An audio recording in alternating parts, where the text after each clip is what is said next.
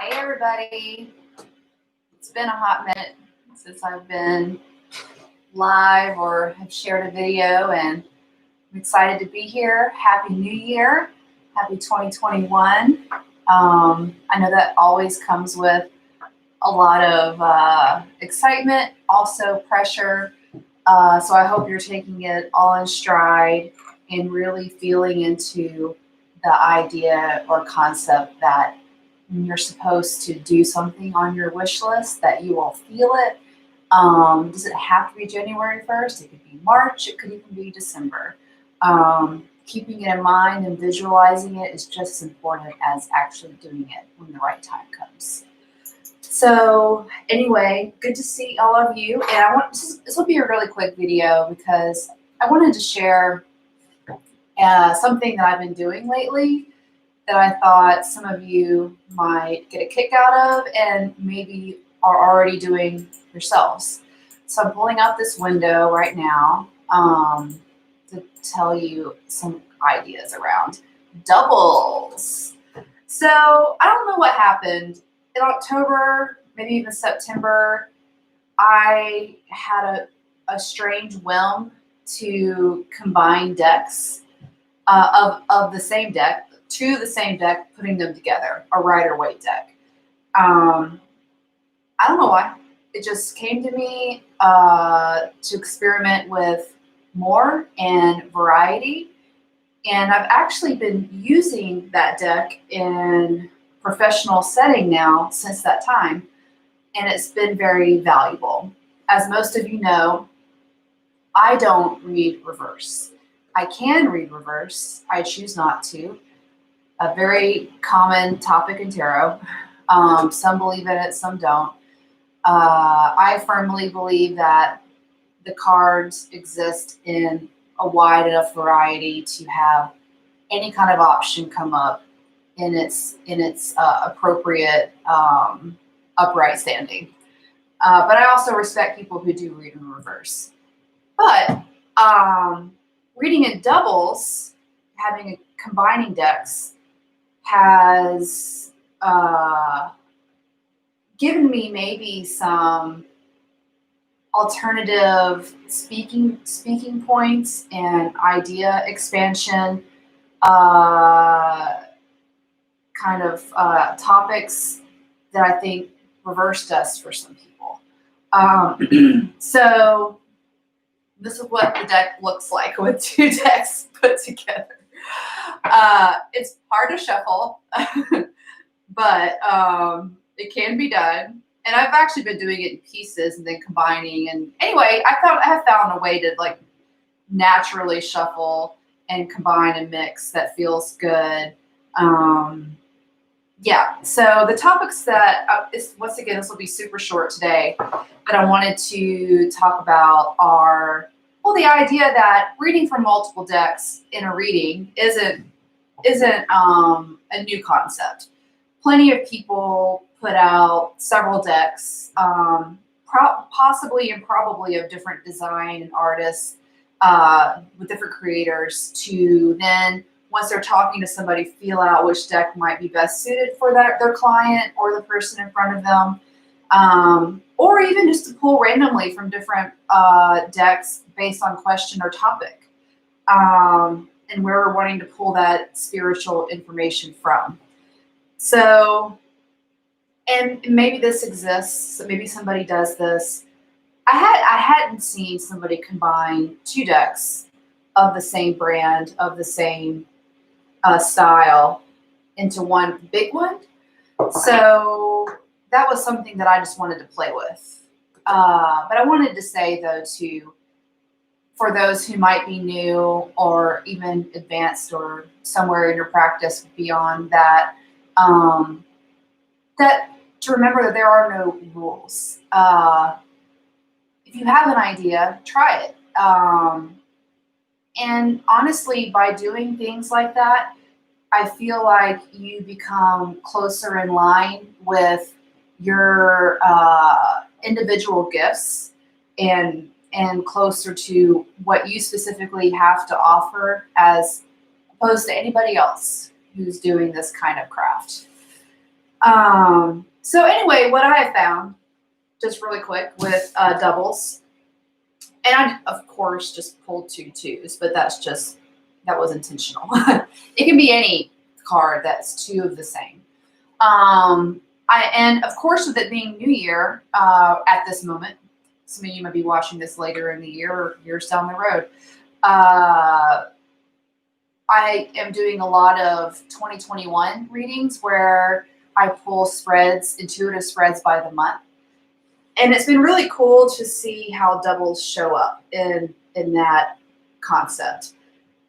I've done maybe 20 of those in the last 2 weeks.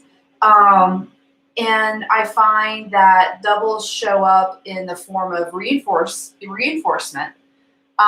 If we're pulling on a topic too much, we might get a double card of saying, like, this is the theme, this is the message. Like, not stop. I don't like using the word stop, don't, be careful. I don't like language like that. But it can, to me, be like, this is what is available right now information-wise. Focus on this card. Why is it showing up more than once? This is the prominent message. So let's look at that really deeply. So it could show up as a bookend in a reading, like as the first card and last card.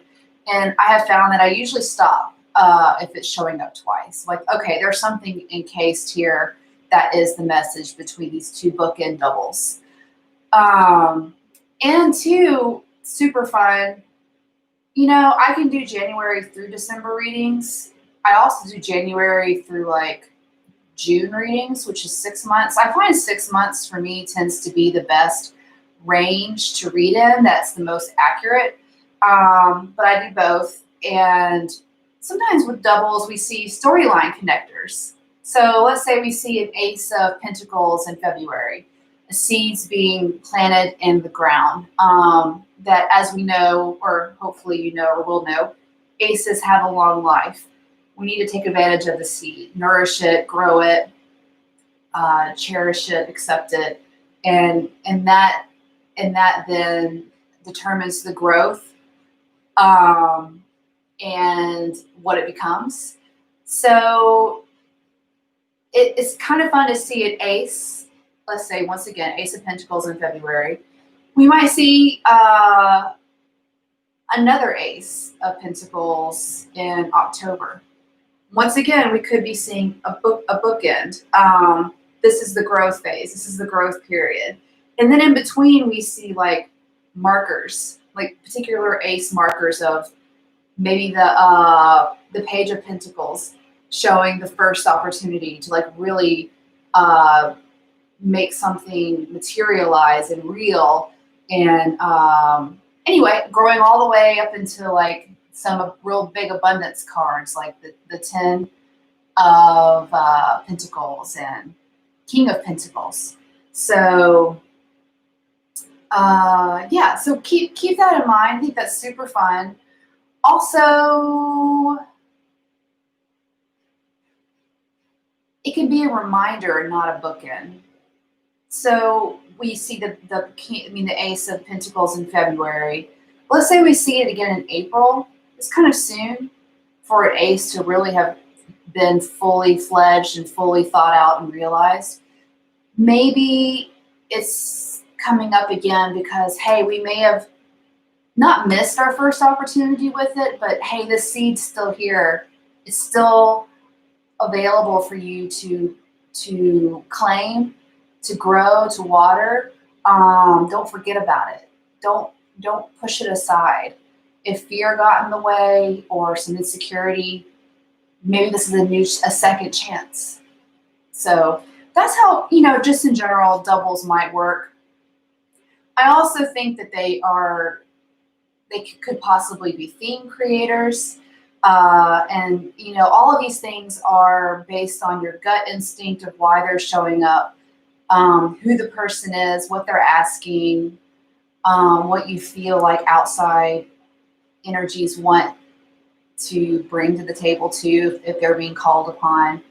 And another thing that I thought might be fun to play with or just think about is the prominence or absence of certain cards in the deck. Even for you as a reader, reading for multiple people, which I do all the time,